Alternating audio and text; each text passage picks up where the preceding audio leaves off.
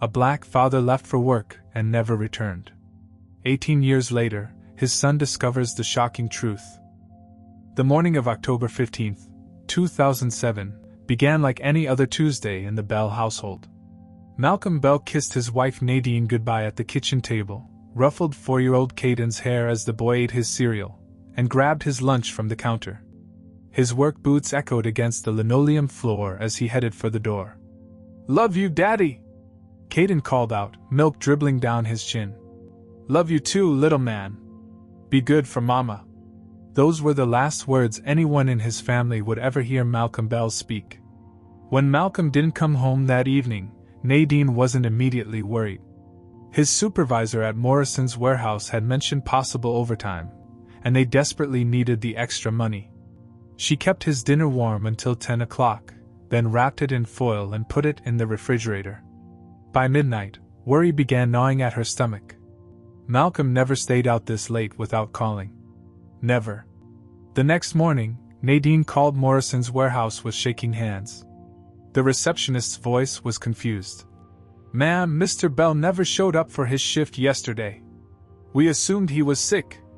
The world tilted sideways. Nadine dropped the phone, and 4-year-old Caden looked up from his cartoons with wide, innocent eyes. "Where's Daddy, Mama?" It was a question that would haunt their lives for the next 18 years. The Birmingham Police Department treated Malcolm's disappearance with the routine efficiency of a case they'd seen too many times before.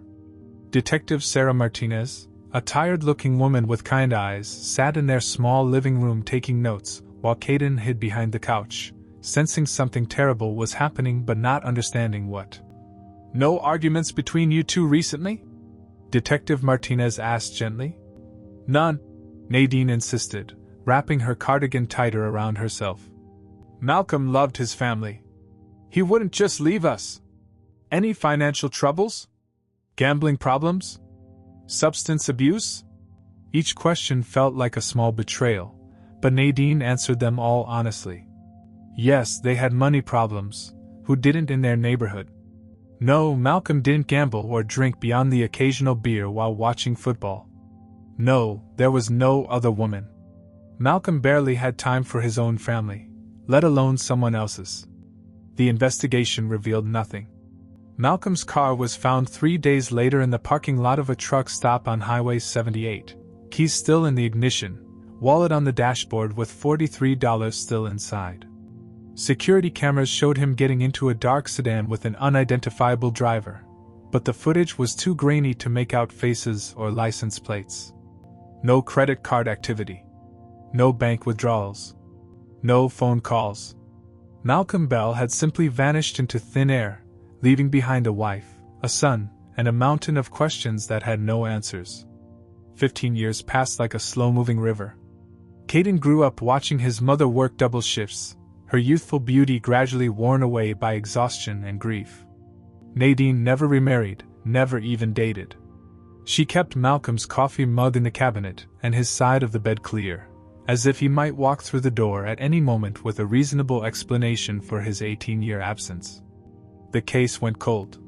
Detective Martinez retired. The missing person posters faded and were eventually thrown away. Life moved forward, but it never moved on. Caden learned to navigate the world without a father, but the questions never stopped burning in his chest. Where was his dad? Why did he leave? Was he finished, or had he simply chosen a different life? The not knowing was a special kind of torture, worse than grief because grief, at least, had an endpoint. When Nadine passed from cancer at 59, her final words were whispered apologies to Malcolm for not waiting longer, for not believing harder that he would come home.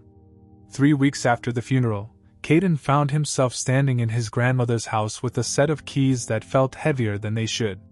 Grandma Rose had been Nadine's mother, a tough woman who had raised 5 children during the civil rights era and never complained about anything until the day she died at 84.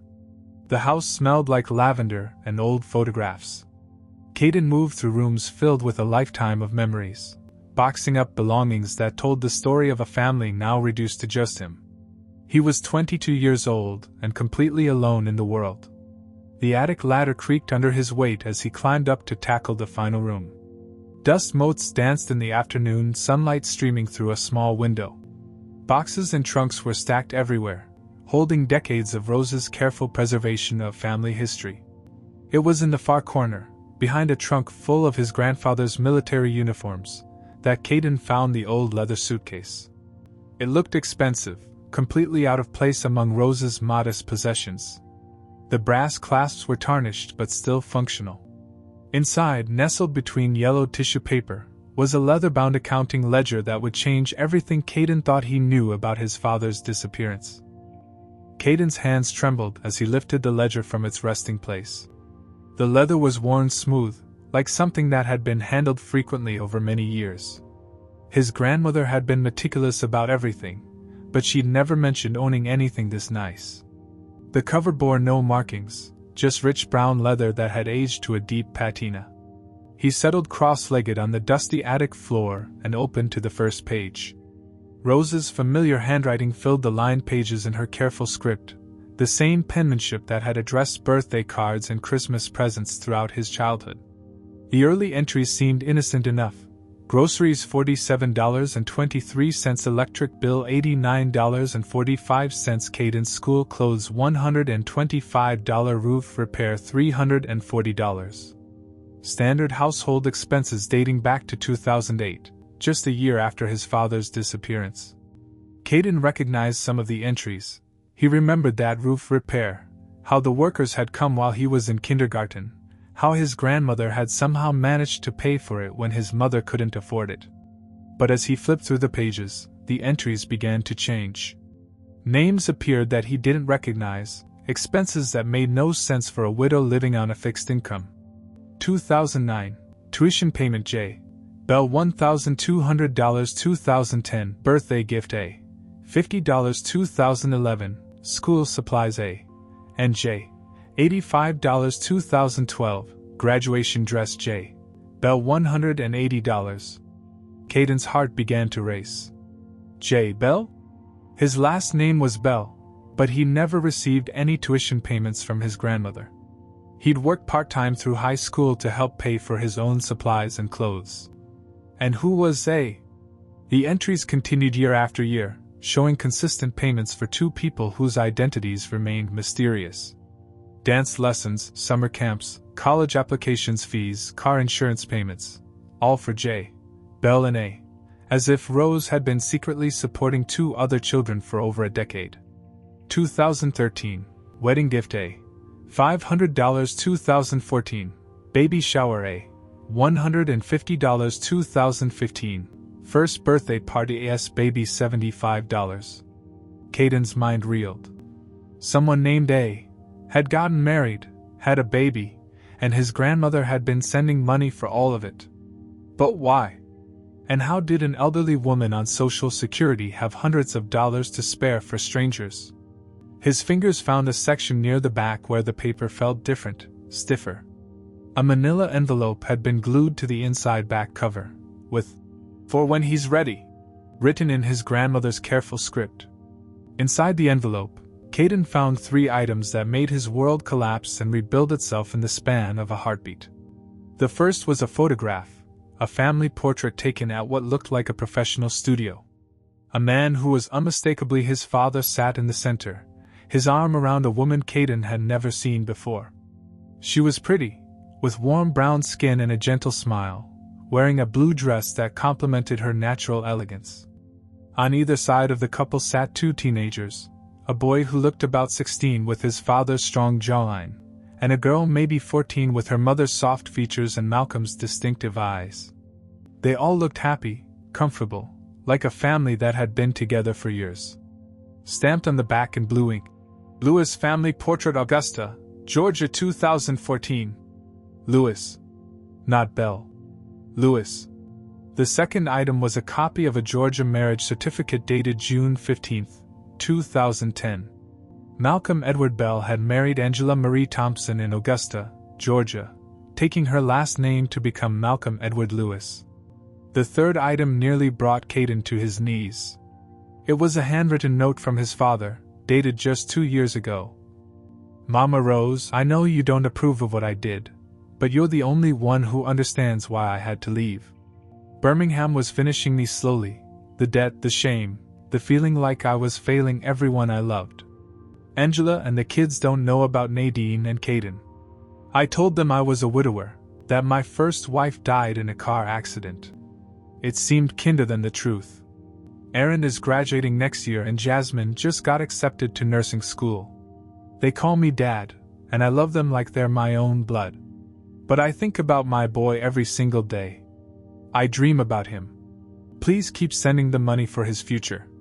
It's the only way I can take care of him from here. When I'm gone, give him this envelope. Let him decide if he wants to find us or let sleeping dogs lie. I pray he can forgive me someday. Malcolm. Caden read the note 3 times before the words fully penetrated. His father hadn't been kidnapped or finished. He hadn't been the victim of some terrible accident or crime. Malcolm Bell had simply decided that his old life was too hard, so he'd walked away and built a new one. He'd become Malcolm Lewis, husband to Angela, father to Aaron and Jasmine. He'd attended graduations and birthdays, wedding planning and baby showers, all the milestones he'd missed in his first son's life. The ledger slipped from Caden's numb fingers and hit the attic floor with a soft thud. Around him, dust motes continued their lazy dance in the afternoon sunlight, but everything else had changed. The man he'd spent 18 years missing, mourning, and wondering about had been living a completely different life just 4 hours away in Augusta, Georgia. And according to the dates, he'd been deceased for 2 years. 3 days later, Caden stood at the "Welcome to Augusta" sign with a camera bag slung over his shoulder and a story rehearsed in his mind. He told everyone back in Birmingham that he was taking a freelance photography assignment, documenting small southern towns for a travel magazine. It wasn't entirely a lie. He did freelance work to supplement his income from the community center where he worked with at-risk youth. But his real mission was far more personal and infinitely more complicated. Augusta felt different from Birmingham. The downtown area had been revitalized with trendy restaurants and art galleries, but the residential neighborhood still carried the unhurried pace of a city that had seen better days. Spanish moss draped the old oak trees like nature's curtains, and the Savannah River meandered through the city with lazy confidence. Caden started his investigation at the most logical place, the address from the property records he'd found online. 1247 Magnolia Street sat in a quiet neighborhood where the houses were modest but well-maintained, with front porches and gardens that showed someone cared about appearances. He parked across the street and studied the house through his camera lens, using it as cover while he worked up the courage to knock on the door. The yard was immaculate, with rose bushes that suggested someone with patience and skill tended them. A late-model Honda sat in the driveway, and children's chalk art decorated the sidewalk leading to the front steps. His father had lived here. Had walked up those same steps every evening after work, had sat on that porch swing, had called this place home while Caden grew up 4 hours away wondering if his daddy was ever coming back. The front door opened, and a woman emerged to water the plants hanging from the porch ceiling. Even from a distance, Caden recognized her from the photograph, Angela Lewis, though she looked older now, her hair showing silver streaks and her movements carrying the careful grace of someone who'd learned to bear loss. Caden's hands shook as he lowered the camera. This woman had shared 18 years with his father. She'd known Malcolm's laugh, his fears, his dreams for the future, all the things Caden had been denied. He spent the rest of the day driving around Augusta, stopping at local businesses and casually asking about the Lewis family. The responses painted a picture that made his chest tight with conflicting emotions. At Murphy's hardware store, an elderly clerk smiled when Caden mentioned looking for Malcolm Lewis for a photography project about local business owners. "Oh, you're about 3 years too late for that story, son," the man said, adjusting his glasses. "Mr. Lewis closed up shop back in 2020. Shame, too. He was good people. Always fair with his prices. Helped folks fix things even when they couldn't afford to pay full price." "What happened to him?" Caden asked, his voice carefully casual. "Cancer got him. Real shame. Left behind that nice wife of his and those 2 kids. Well, they're grown now, but you know what I mean." The clerk shook his head. Community sure missed him when he passed. At the post office, the story was similar. Malcolm Lewis had been well liked, respected, the kind of man who showed up when neighbors needed help and never asked for anything in return. He'd coached Little League baseball for years, had volunteered at the church food bank, had been exactly the kind of father and community member that Caden had always imagined his own father might have been. The irony cut deep. Malcolm had been the man in Augusta that he'd never been allowed to be in Birmingham. By late afternoon, Caden found himself at the Augusta Public Library, where a friendly librarian named Mrs. Henderson, no relation to their old landlord, she assured him with a laugh, helped him access local newspaper archives. "You're writing about small business owners who made a difference?" she asked, pulling up the search database. "Then you definitely want to read about Malcolm Lewis. Here, this obituary really captures what kind of man he was." Caden's throat constricted as he read his father's obituary on the computer screen. Malcolm Edward Lewis, 46, of Augusta, passed away peacefully on March 15, 2023, after a courageous battle with pancreatic cancer. Malcolm was a beloved husband, father, and community member who touched countless lives through his generosity and kindness. He is survived by his loving wife Angela Lewis, children Aaron Lewis, 24, and Jasmine Lewis, 22, and numerous friends who considered him family. There was no mention of a previous family. No acknowledgement of a son named Caden or a first wife named Nadine. Malcolm's entire Birmingham life had been erased from his official story, as if Caden and his mother had never existed at all. "Such a tragedy," Mrs. Henderson said, reading over his shoulder. "Angela still comes in here sometimes. Lovely woman. Those kids of hers are doing so well. Aaron's in graduate school now, and Jasmine just started her nursing program. Malcolm would be so proud." Nursing program. Just like his mother had wanted to finish before the stress of Malcolm's disappearance and single parenthood had derailed her dreams. "Do you know where I might find Mrs. Lewis?" Caden asked, surprised by how steady his voice sounded. "I'd love to interview her about her husband's impact on the community. Oh, she works part-time at the children's library downtown. Sweet as pie, that woman. Just tell her Mrs. Henderson from the main branch sent you." As Caden drove toward downtown Augusta, his mind churned with questions and emotions he couldn't untangle. Tomorrow, he would meet the woman who had shared his father's bed, his father's dreams, his father's final moments. The woman whose children had called Malcolm Dad, while Caden had spent 18 years calling him a ghost. The sun was setting over the Savannah River, painting the sky in shades of pink and gold that Malcolm Lewis had probably admired from this very bridge countless times. It was beautiful and peaceful and absolutely nothing like the Birmingham neighborhoods where Caden Bell had grown up wondering why he wasn't enough to make his father stay. The Augusta Children's Library was housed in a converted Victorian mansion, its wraparound porch decorated with colorful wind chimes and reading nooks designed to make books feel like adventures waiting to happen. Caden found Angela Lewis in the picture book section, sitting cross-legged on a rainbow carpet, while a group of preschoolers listened with rapt attention as she read, "Where the Wild Things Are."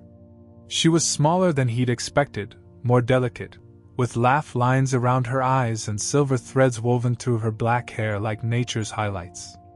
When she smiled at the children, Caden could see exactly what had attracted his father. There was a warmth to her that seemed to make everything around her feel safer. And Max sailed back over a year and in and out of weeks and through a day and into the night of his very own room. She read, her voice bringing the story to life with practiced ease. Caden waited until story time ended and the children scattered to other activities before approaching. His heart hammered against his ribs as she looked up at him with curious, friendly eyes. "Can I help you find something?" she asked, beginning to gather the scattered picture books. "Actually, I'm looking for you, Mrs. Lewis. My name is Caden Johnson." The lie came easily, born from years of protecting himself from disappointment. "Mrs. Henderson at the main library said you might be willing to talk to me about your late husband. I'm working on a story about community leaders who made a difference."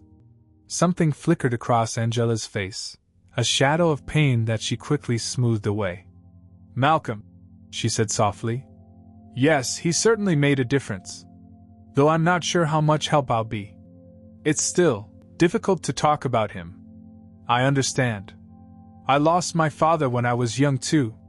The words carried more truth than Angela could know, and they seemed to create an instant connection. She studied his face with new interest, her expression softening with sympathy. Would you like to get some coffee?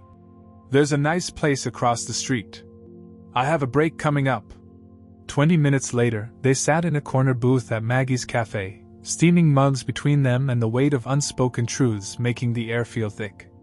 Angela stirred sugar into her coffee with deliberate care, and Caden noticed her wedding ring was still in place, as if removing it would make Malcolm's death more real.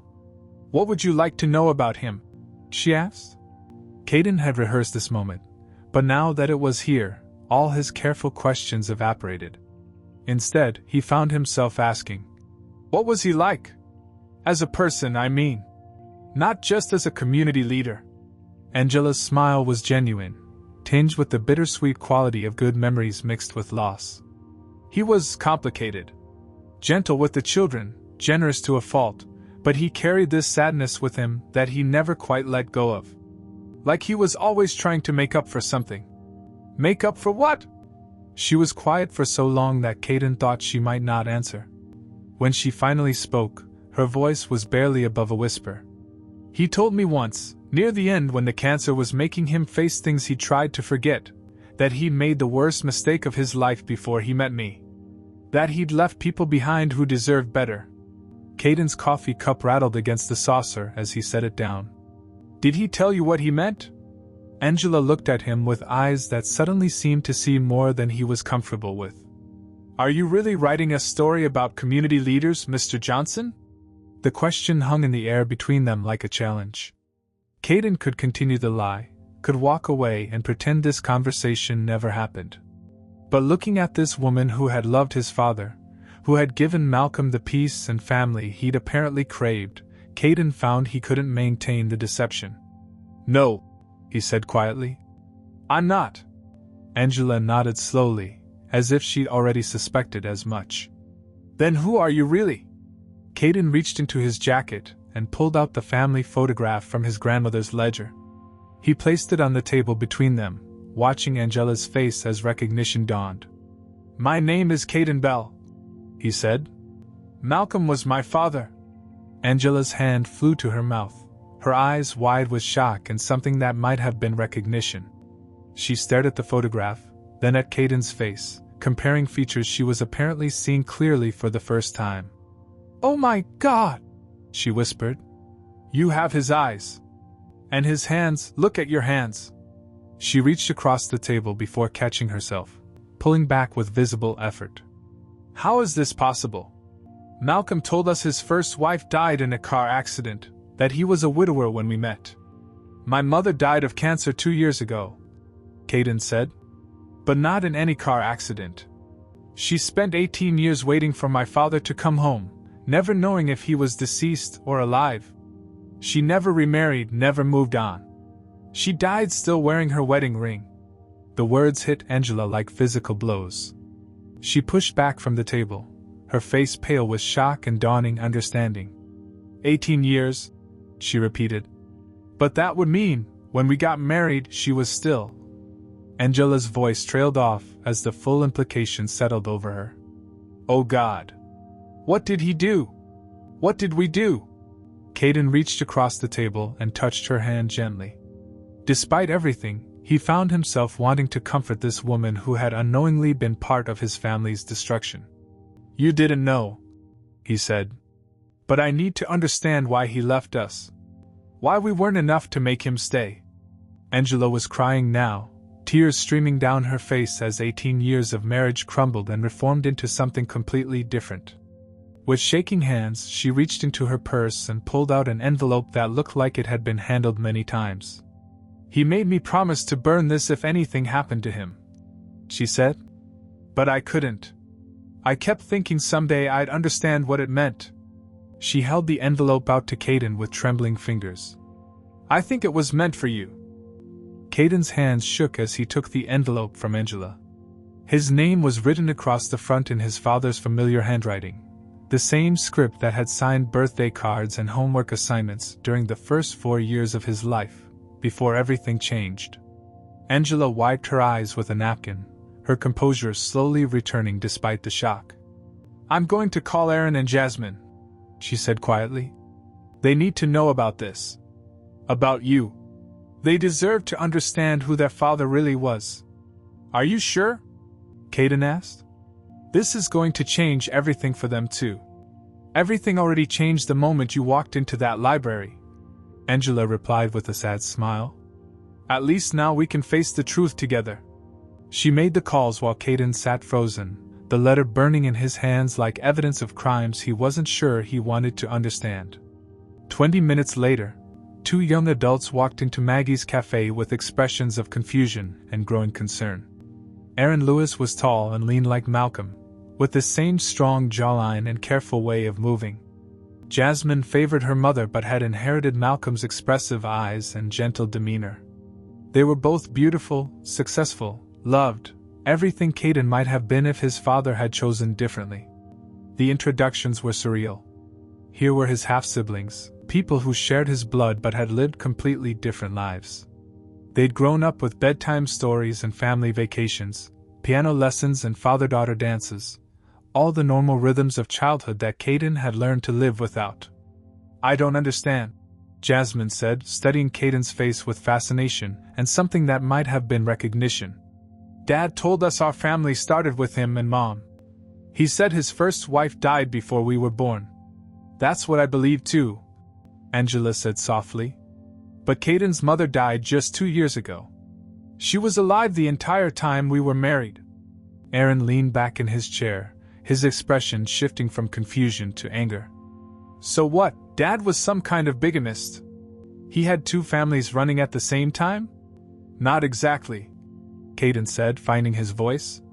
"He left us when I was 4. Just disappeared one day and never came back. My mother spent 18 years wondering if he was deceased or alive." The weight of that statement settled over the table like a heavy blanket. Aaron and Jasmine exchanged glances, and Caden could see them recalibrating their entire understanding of the man who had raised them. "Open it," Jasmine said gently, nodding toward the letter in Caden's hands. "Whatever it says, we need to know."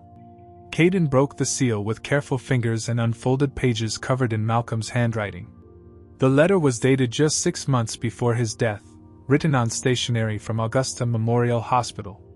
"To my son Caden.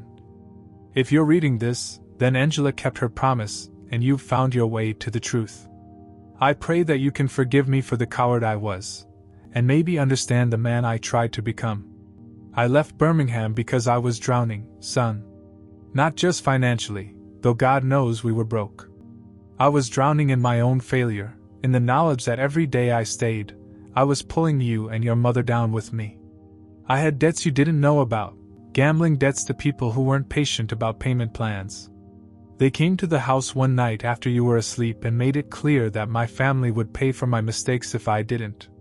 So I took a job with a man named Tony Ricci, driving trucks across state lines for cash money. It was supposed to be temporary, just long enough to pay off what I owed and come home clean. But the job was moving things that weren't legal, and when the state police caught us in South Carolina, Tony disappeared and left me holding the bag. I spent 3 months in county jail under a false name, too ashamed to call home. When I got out, I had nothing, no job, no car, no way to face your mother and tell her what I'd done. I convinced myself that you were both better off thinking I was finished than knowing I was a criminal and a failure. I met Angela at a diner in Augusta where I was washing dishes for minimum wage. She was kind to me when I didn't deserve kindness, and when she told me about her 2 kids who needed a father figure, I saw a chance to be the man I'd never been for you. I created Malcolm Lewis out of shame and desperation, but I tried every day to be worthy of the second chance I'd given myself. Aaron and Jasmine don't know about you, but I've loved them like my own blood for 18 years. Just like I've thought about you every single day since I walked out that door. I've sent money when I could through your grandmother Rose. She's the only one who knew the truth, and she never forgave me for it. She made sure you had things you needed while I built a new life with children who weren't even mine.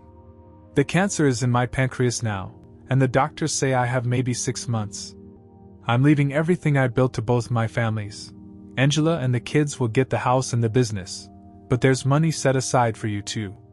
It won't make up for the birthdays I missed or the man I failed to be, but maybe it can help you build something better than I ever could.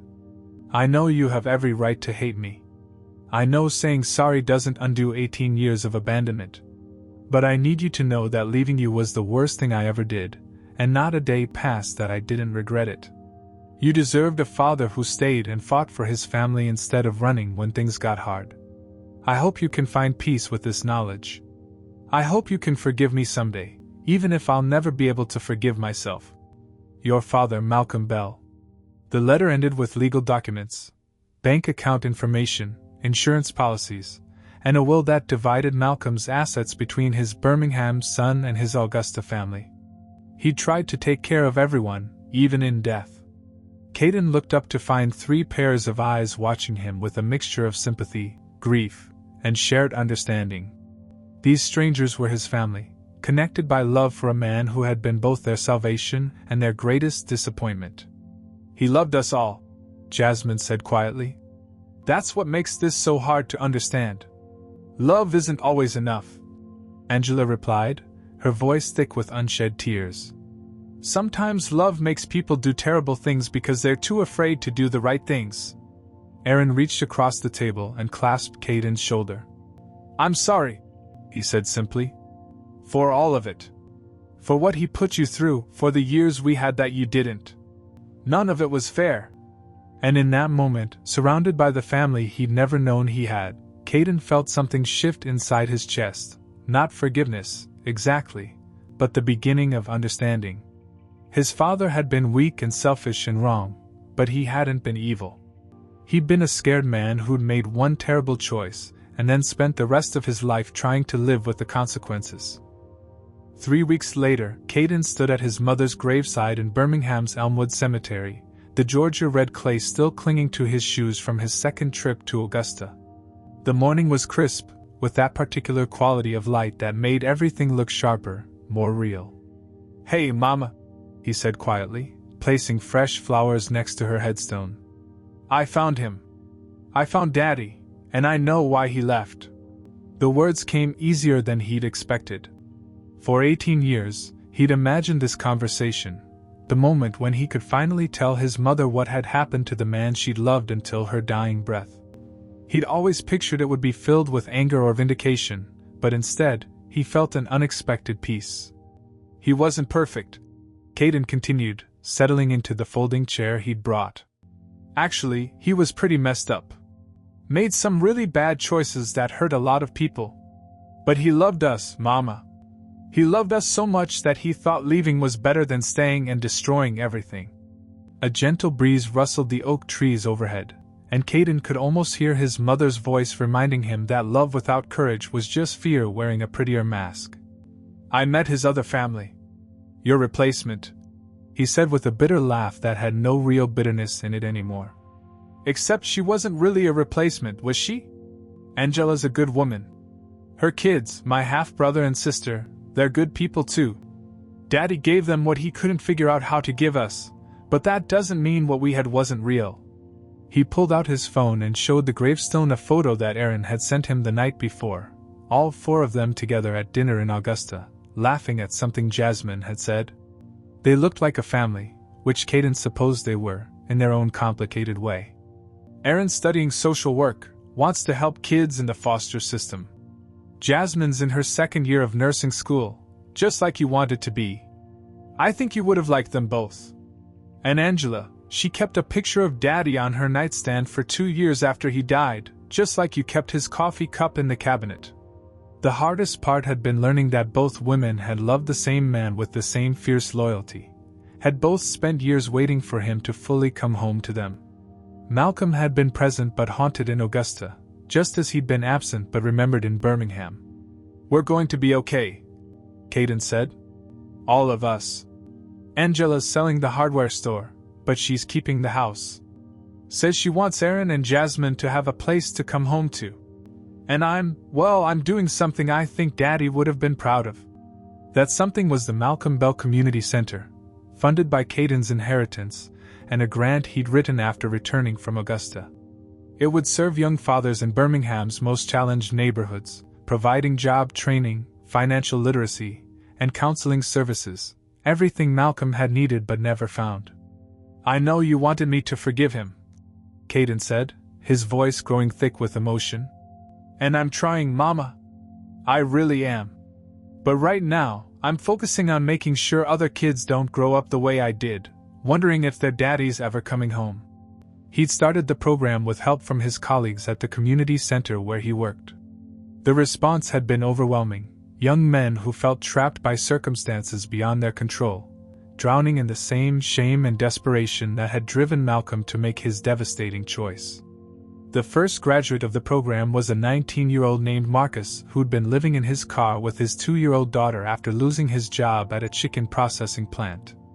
3 months later, Marcus had stable housing, a new job, and was taking night classes to become an electrician. At the graduation ceremony, he'd hugged Caden and said, "Man, this program saved my life. I was about to just give up and walk away from everything." Caden had thought about his father in that moment, about the walking away that had seemed like the only option when all other doors appeared closed. "I won't let his mistakes define my future," Caden told his mother's grave. "But I won't let them be meaningless either. Every father we help stay, every family we keep together, that's Daddy's real legacy. Not the leaving, but the staying that comes after."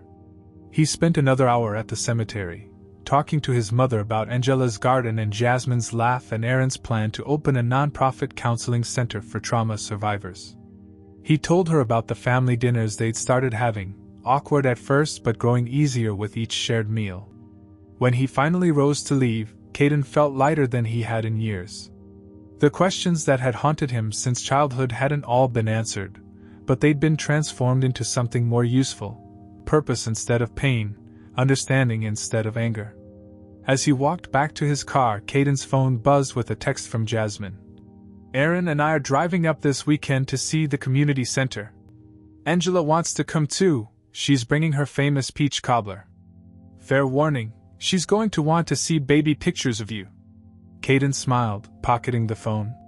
His father had spent 18 years trying to keep his two worlds separate, but in the end, love had a way of bringing people together despite the walls built by fear and shame. Malcolm Bell had left his family one October morning and never returned. But 18 years later, his son had found a way to transform that abandonment into connection, that loss into love, that ending into a beginning that might help other families stay whole. Some stories don't end with forgiveness, but they can end with something just as powerful: the choice to build something better from the broken pieces left behind.